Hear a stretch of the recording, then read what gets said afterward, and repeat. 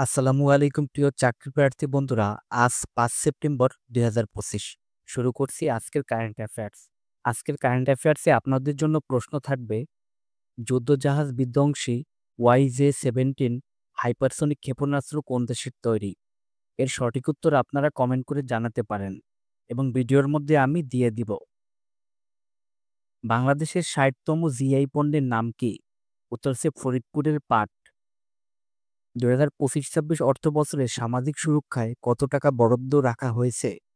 উত্তর হচ্ছে ১,১৬,৭৩১ কোটি টাকা।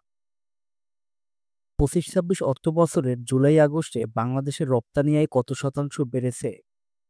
উত্তর হচ্ছে ১০.৬১%। S-400 আকাশ প্রতিরক্ষা ব্যবস্থা কোন দেশের তৈরি? উত্তর হচ্ছে রাশিয়া। যুদ্ধজাহাজ বিধ্বংসী YJ-17 হাইপারসনিক ক্ষেপণাস্ত্র কোন দেশের তৈরি? উত্তর হচ্ছে চায়না। অ্যালায়েন্স কোন দেশভিত্তিক গার্মেন্টস ব্র্যান্ডগুলোর সংগঠন? উত্তর হচ্ছে যুক্তরাষ্ট্র। রামগড় স্থলবন্দর কোন জেলায় অবস্থিত? উত্তর হচ্ছে খাগড়াছড়ি। বিশ্ব বুদ্ধিবৃত্তিক সম্পদ সংস্থা WIPO এর বর্তমান সদস্য সংখ্যা কত? উত্তর হচ্ছে ১৯৪টি। রুলস অফ বিজনেস 1996 এর ক্ষমতাবলে জননিরাপত্তা বিভাগ ও সুরক্ষা সেবা বিভাগকে একীভূত করায় কোন মন্ত্রণালয় গঠন করা হয়েছে? উত্তর হচ্ছে স্বরাষ্ট্র মন্ত্রণালয়। ঢাকায় নতুন মার্কিন রাষ্ট্রদূত হিসেবে কে মনোনয়ন পেয়েছেন?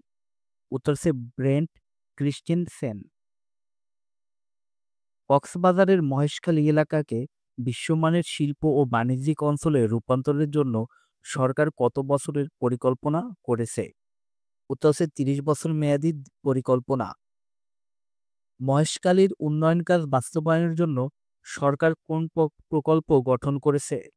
উত্তর হচ্ছে মহেশখালী সমন্বিত উন্নয়ন প্রকল্প, সংক্ষেপে মিডা। মহেশখালী সমন্বিত উন্নয়ন প্রকল্প মিডা এর চেয়ারম্যান কে নিযুক্ত হয়েছেন? উত্তর হচ্ছে প্রধান উপদেষ্টার PS প্রসহকারী আশিক চৌধুরী। ব্লু ইকোনমি সুনীল অর্থনীতি বলতে কি বোঝায়? উত্তর হচ্ছে ব্লু ইকোনমি বা সুনীল অর্থনীতি বলতে সমুদ্রের বিশাল জলরাশি এবং এর তলদেশের সম্পদকে বোঝায়। ২০২৫ সালে যুক্তরাষ্ট্রের সম্মানসূচক প্রেসিডেন্সিয়াল পদক লাভ করেন কোন বাংলাদেশী? উত্তর হচ্ছে এহসান হক।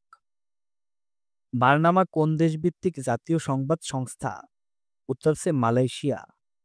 শিক্ষার্থী বন্ধুরা, আপনাদের কাছে যদি ভিডিওটি ভালো লাগে অবশ্যই আমাদের চ্যানেলটি সাবস্ক্রাইব করবেন। ধন্যবাদ সবাইকে।